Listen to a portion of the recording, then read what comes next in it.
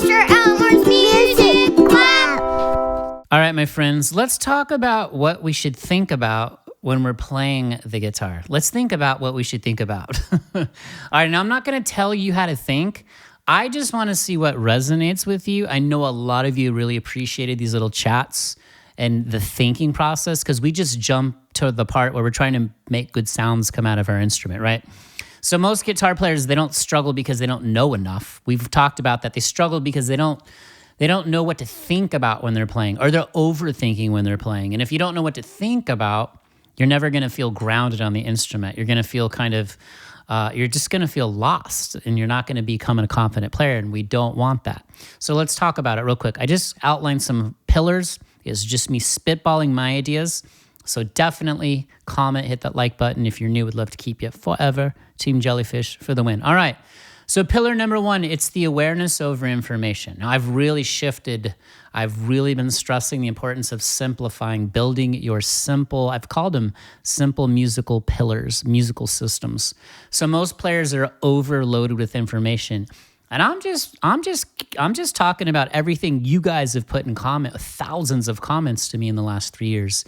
You know, underdeveloped awareness. You know 10 scale shapes, but you still feel lost. That's the collector. You know 100 songs. You know how to play parts of 10 of them. You couldn't explain how any of them were composed or constructed. And this is not a bash on anyone. This is just, again, we're just thinking here. You can memorize the cage system and still panic when someone says, take a solo, right? Like, you know that feeling. You can watch guitar content on YouTube or wherever you consume your content for years and you still freeze mid-song. You still don't develop the skill sets you need to keep advancing or progressing. So information doesn't equal control. That's where it is. We think, oh, I know all this information. I know all this. But it doesn't translate to actually being in command of your instrument. Your instrument is actually in command of you. We don't want that. So awareness is different. Awareness is knowing, like, oh, what key am I in? You know what chord is happening in the moment. What note am I landing on? Meaning I keep stressing, and I'm going to do a really good lesson on triads. Very simple, 3-chord progression tomorrow. But knowing the notes in the chords that you're playing and targeting tonal centers, even if it's just the root note, at the very least, you should know where the root is, okay? You got to always know where home is. What sound am I creating, okay? You'll start to develop this skill set where you can, it's hard to explain. You'll start to think ahead while you're in the moment. It's really cool when you start to develop that. But again, you need all these underlying foundational elements in order to do that. So if it's not about more information, what should we actually be aware of, okay? So here's a little call to action for you in the comments. Be honest, do you feel like overloaded with guitar information sometimes? Or do you feel like you know a lot, but still don't feel grounded? Or do you feel like you know a lot, but you still don't know anything? If that makes any sense. Okay, pillar number 2. I was thinking, I'm always saying rhythm is king, which is true, because without rhythm, you have nothing, but really like harmony, chords, right? The chord is always first. The underlying harmonic foundation. When we're young, we're wowed by the solos and the flash in the pan and the speed. And then we grow as musicians and realize we have it all backwards. We should have learned to be killer rhythm players. Listen, there's no soloing without rhythm, right? Even when you're soloing, you're pulling from chords, and you know those chords are built from the scales, right? You're outlining harmony is what you're doing. The best solos, you can't really teach someone how to solo tastefully. It just happens because they're the way they can hear the chord they're outlining, and then just their knowledge of how to put that together. So this is where we want to get to. So if you don't know the chord, right, then you're guessing. You start asking questions like, what chord is happening right now? I keep saying this over and over, and I'll say it again tomorrow. Simplify and go below the surface. So if you're playing a G chord, don't just play the G chord. You need to know that the spine of that G major chord is G, B, D. There's your triad, the 1, 3, 5 from the major scale. It's okay if you don't know this yet. It just takes time. Music is a lifelong journey, all right? But the chord is the home base. So you want to know, in this key I'm in, is the 2 chord major? Is it minor? Well, if it's in the major scale, the 2 chord is minor. I'm just throwing out some ideas. Where is the 3rd in the chord? Maybe I want to target that as opposed to the root. These are all the little tiny dots you have to connect. It doesn't happen in 1 week or 2 weeks. What happens is we want to keep adding more and more and more and more and more, and then we don't get anywhere. We just spin our wheels. So add less, go deeper, and you'll grow quicker. So everything else is like decoration because that chord is home base. So you could, if you know the chord and kind of the spine of the chord, you can survive almost anything, okay? You'll have a really solid foundation. Then you can add tastefully from there. But knowing the chord isn't enough. You have to decide like what inside the chord you care about, right? Meaning maybe one day you take a 2-chord progression, you know the 3 notes that make up those chords, and then maybe one day you go back and forth between the chord and then you target the root note. And then maybe you target the 3rd. And so what I'm saying is you kind of weave between creating a little melody using the triad or the spine of the chord. I'll kind of show this tomorrow in tomorrow's video and things like that. So I'm just, again, these are just my ideas of how I think when I'm playing, okay? And it just kind of flows out of the fingers and onto the instrument. This is where we want to get.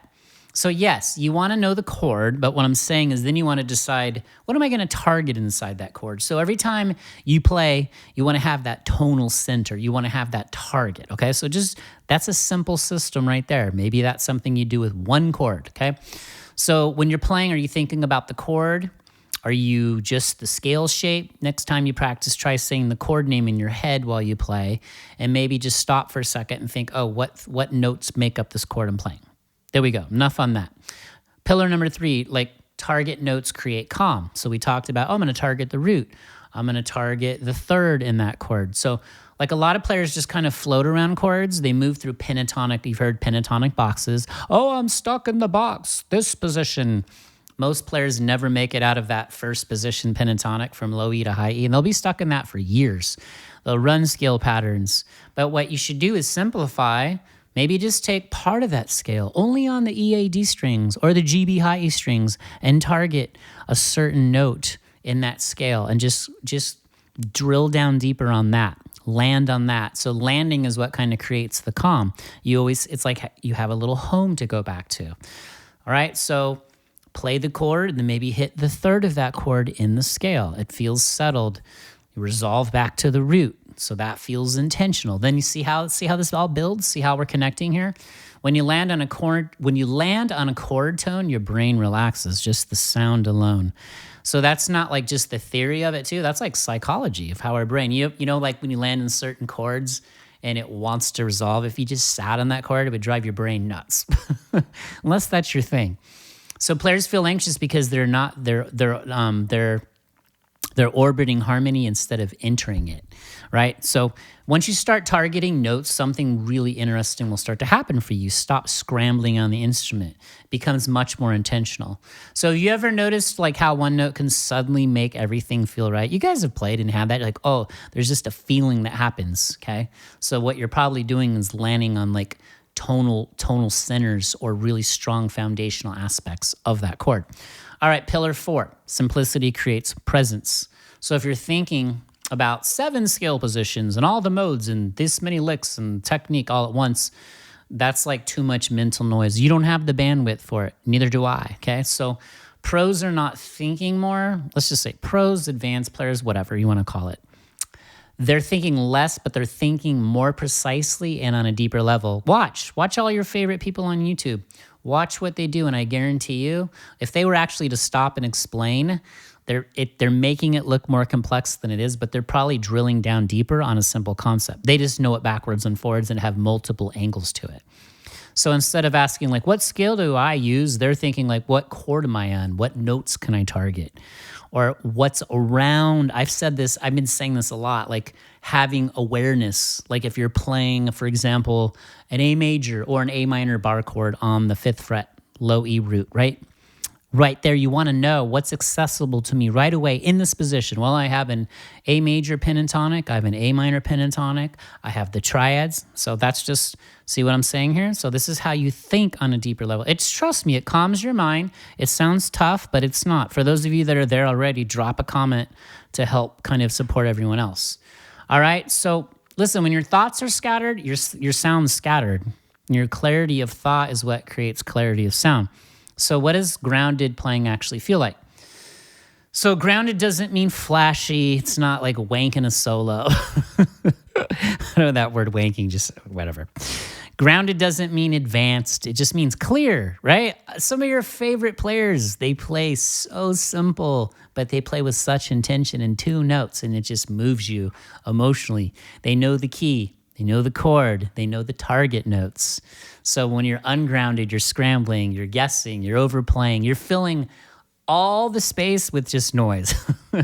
You guys will hear from the best musicians. The space is just, if not more important than the sound you're creating, because it creates impact, dynamics. Grounded feels like space, confidence, calm, intentional phrasing, right? Think about this too.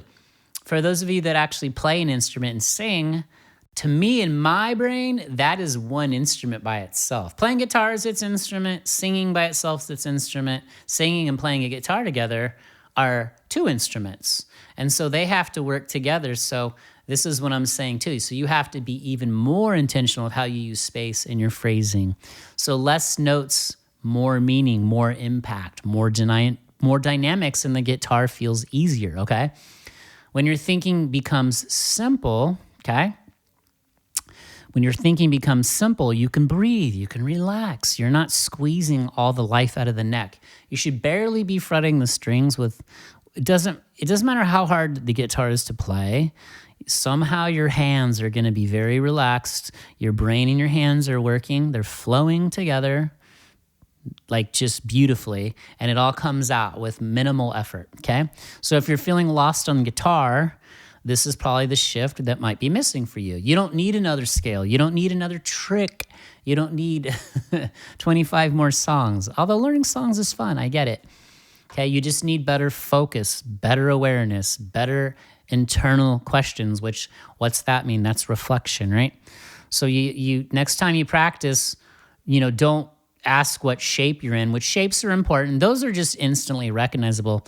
Ask, what chord am I on? How is it built? What am I outlining? What chord am I outlining with this little piece of a scale I'm using, okay? So just think like that. So just trying to give you some ideas for how to think deeper, go below the surface of what you're doing, always roll back, okay? Now, I'm probably going to create some more brain melting lessons, as I call them, on here. Lots of simple lessons, some with charts, some without charts, some with point of view camera angles, some with mirrored camera. You need to know all of it. A lot of you guys are like, I love this chart. I don't like that chart. Most of you are amazing. You guys are awesome. I love all you guys, okay? But I'm trying to show you multiple directions because you really need to know them all. Not one of them should confuse you. You need to have a sense of calm and confidence in your brain in order to process all of this, all right? So when you're playing, like, drop in the comments too. I'd love to know. Let's just close it out with this. Like, what's usually going through your mind? What are you thinking about? Are you thinking about doing your dishes and laundry or feeding your dog? Are you thinking about shapes, scales? Are you more focused on the sound? You ever hear that thing? I'm in the zone. That's really when you're not thinking, it's kind of flowing. You're thinking, but you're not thinking. So just drop that in the comments. I just wanted to share this. We need to keep hitting everything on here in multiple angles. The lesson aspect, the thinking aspect, the full-length podcast aspect. We need to do some live streams. You guys, check out, every single day, I will put the links in the description. I have a playlist for a music theory, and these are shorts, 30 seconds or less. One daily music theory quiz and one listening test, okay? And so that's just kind of hammering home some of these ideas we're doing here. People are having a ton of fun with it, and it just connects the dots over time, all right?